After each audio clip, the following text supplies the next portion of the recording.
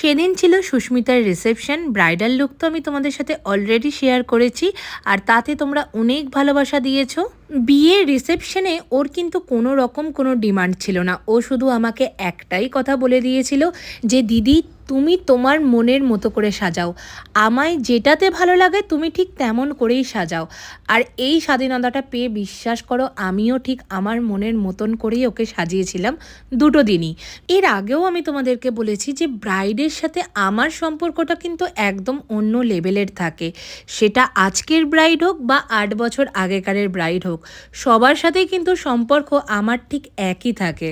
যাই হোক, বিয়ের রিসেপশন দুটো দিনের জন্যই কিন্তু ও হেয়ার ব্রাশ মেকআপটাকেই চুজ করেছিল। আর তোমরা তো জানোই যে এয়ার ব্রাশ করতে আমার কতটা ভালো লাগে, আর ওর ফেসের যে টেক্সচারটা ছিল সেটা ভীষণই ভালো ছিল। তবে হালকা হালকা কিছু হেয়ারও ছিল ফেসের মধ্যে। তোমাদের মধ্যে অনেকের মনেই প্রশ্ন থাকে যে মেকআপের আগে হেয়ার রিমুভ করাটা কি জরুরি? তো সেক্ষেত্রে আমি বলি যে ডেফিনেটলি হেয়ার রিমুভটা করলে ফেসটা অনেক বেশি ক্লিন হয়ে যায়, মেকআপটা সুন্দর করে ব্লেন্ড হয়, আর অনেক বেশি লং লাস্টিং হয়। দেখো, চুলের মধ্যে যদি তুমি মেকআপ করো তো সেটা তো স্বাভাবিক ব্যাপার, ভিজিবল তো হবেই, আর সেটা দেখতেও ভালো লাগবে না, তাই না? তো সেম অ্যাজ সেটা ফেসের মধ্যেও তাই। অনেকের যেমন আপার লিপসে অনেক হেয়ার থাকে বাট সেটাকে রিমুভ করে না, বাট সেটা রিমুভ করাটা কিন্তু ভীষণ ইম্পর্টেন্ট, নয়তো মেকআপের পর ওই পোর্শনটাই কালো আর ডার্ক দেখায়। ফেশিয়াল হেয়ার রিমুভ করাটা তার জন্য অনেক বেশি জরুরি। তোমরা সেটা কিন্তু ঘরেই করতে পারবে। আমি এটার ওপরে একটা ভিডিও বানিয়েছি, শর্টসে আছে, অবশ্যই তোমরা দেখো। আশা করি তোমাদের অনেকটাই হেল্পফুল হবে ভিডিওটা। তো যাই হোক, গল্প করতে করতে আমার ব্রাইডের মেকআপ অলমোস্ট কমপ্লিট। কন্ট্রোল করে তারপর ব্লাশ লাগিয়ে আমার ব্রাইডকে করে দিয়েছিলাম রেডি।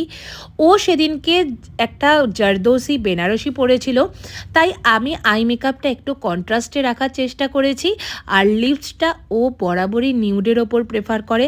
আগের দিন নিউডের সাথে আমি একটু রেড মিশিয়েছিলাম, আজকে যে লিপস্টিকটা আমি ওকে পরাবো সেটা নিউডের সাথে হালকা একটু পিচ টোন আমি দেবো।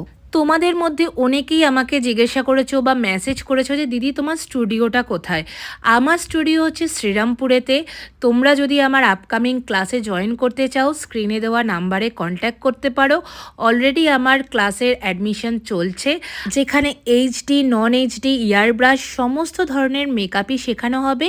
তো তোমরা যারা অ্যাডমিশন নিতে চাচ্ছ তারা কিন্তু ঝটপট যোগাযোগ করতে পারো। গল্প করতে করতে আমার ব্রাইড হয়ে গেছে রেডি। আচ্ছা, আজকের আমার ব্রাইড হচ্ছে সুস্মিতা। ওর বিয়ের দিনও আমি সাজিয়েছি, রিসেপশনের দিনও। তো সুস্মিতা, তুমি বলো যে তোমার দুদিনের সেজে কেমন লাগলো? দেখো, আমি একটাই কথা বলবো যে প্রত্যেকটা মেয়েদেরই এই দিনটা খুব স্পেশাল হয়, ওয়েডিং, নিজের ডে। তো এত সুন্দরভাবে করেছে, আরও স্পেশাল করে দিয়েছে। সৌমিদির উপর আমি পুরোটা ছেড়ে দিয়েছিলাম, লাইক টোটালি আমি ছেড়ে দিয়েছিলাম, তুমি নিজের মতো সাজিয়ে দাও। আমি চুপ করে বসেছিলাম বাস। তো দুদিনই লাইক অসাধারণ সাজিয়েছে, আমার কোনো কথাই হবে না। আমাকে তো সবাই বলছে চেনাই যাচ্ছে না, এত সুন্দর প্রিটিয়েস্ট ব্রাইড লাগছিল একদম। এই সব কমপ্লিমেন্টস আমি পেয়েছি, তো আমি ভীষণ happy. Thank you so much. একদম। এখন আন্টি কেমন লাগছে তুমি একটু বলে দাও।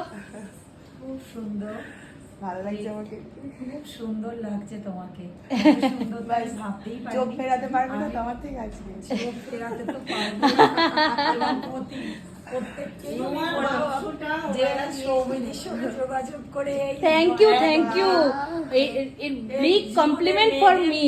একদম, যে মেয়েদের একদিন যে এই দিনটা আসে সকলে যোগাযোগ করো, আর এই নামটা সৌমিদির সকলে বলতে থাকে। আরে বাবা, thank you aunty, thank you so much.